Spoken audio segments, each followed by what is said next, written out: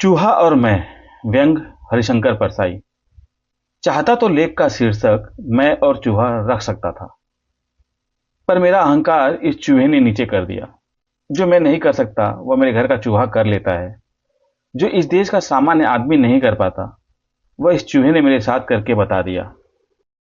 इस घर में एक मोटा चूहा है। जब छोटे भाई की पत्नी थी तब घर में खाना बनता था।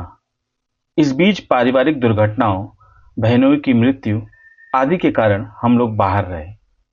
इस चूहे ने अपना अधिकार मान लिया था कि मुझे खाने को इसी घर में मिलेगा।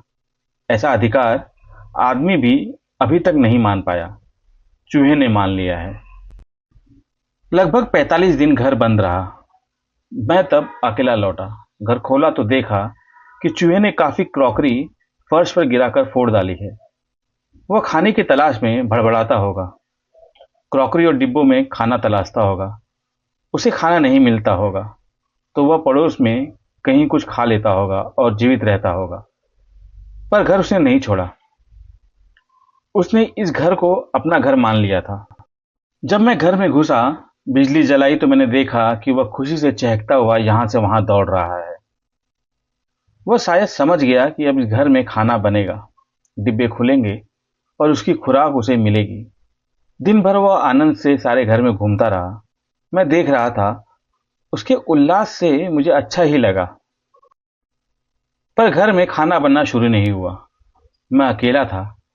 बहन के यहाँ, जो पास में ही रहती है, दोपहर का भोजन कर लेता। रात को देर से खाता हूँ तो बहन डब्बा भेज देती। खाकर मैं डिब्बा बंद करके रख देता। चूहाराम निराश हो रहे थे। सोचते होंगे यह कैसा घर है, आदमी आ गया है, रोशनी भी है, पर खाना नहीं बनाता। खाना बनता तो कुछ बिखरे दाने या रोटी के टुकड़े उसे भी मिल जाते। मुझे एक नया अनुभव हुआ। रात को चूहा बार बार आता और सिर की तरफ मच्छरदानी पर चढ़कर कुलबुलाता। रात में कई बार मेरी नींद टूटती और मैं उसे भगाता, पर थोड़ी देर बाद वह फिर आ जाता और मेरे सिर के पास हलचल करने लगता। वह भूखा था, मगर उसे सिर और पांव की समझ कैसे आई? वह मेरे पांव की तरफ गड़बड़ नहीं करता, सीधे सिर की तरफ आता और हलचल करने लगता। एक दिन वह मेरी मच्छरदानी में घुस गया। मैं बड़ा परेशान। क्या करूं? इसे मारूं और यह किसी अलमारी के नीचे मर गया तो सड़ेगा और सारा घर दुर्गंध से भर जाएगा। फिर भारी अलमारी हटाकर इसे निकालना पड़ेगा। चूहा दिन भर भड़बड़ाता और रात को मुझे तंग करता। मुझे नींद आती, मगर चूहाराम मेरे सिर के पास भड़बड़ाने लगते। आखिर एक दिन मुझे समझ में आया कि चूहे को खाना चाहिए।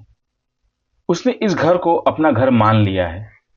वह अपने अधिकारों के प्रति सचेत है।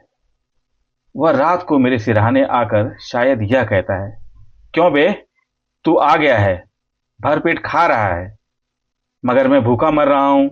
मैं भी इस घर का सदस्य हूं, मेरा भी हक है। मैं तेरी नींद हराम कर दूंगा। तब मैंने उसकी मांग पूरी करने की तरकीब निकाली। रात को मैंने भोजन का डब्बा खोला तो पापड़ के कुछ टुकड़े यहां वहां डाल दिए। चूहा कहीं से निकला और एक टुकड़ा उठाकर अलमारी के नीचे बैठकर खाने लगा। भोजन पूरा करने के बाद मैंने रोटी के कुछ टुकड़े फर्श पर गिरा दिए। सुबह देखा तो वह सब खा गया है। एक दिन बहन ने चावल के पापड़ भेजे। मैंने 3-4 टुकड़े फर्श पर डाल दिए। चूहा आया, सूंघा और लौट गया। उसे चावल के पापड़ पसंद नहीं।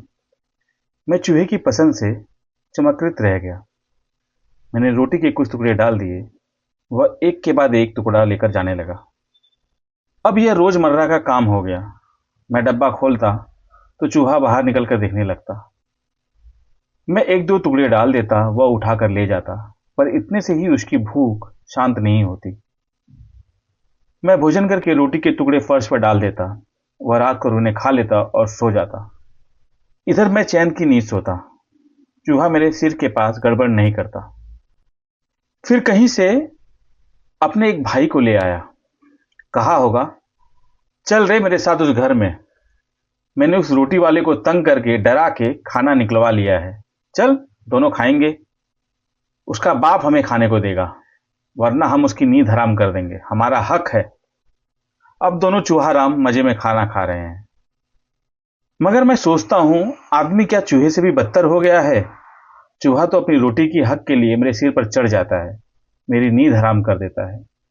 इस देश का आदमी कब चूहे की तरह आचरण करेगा?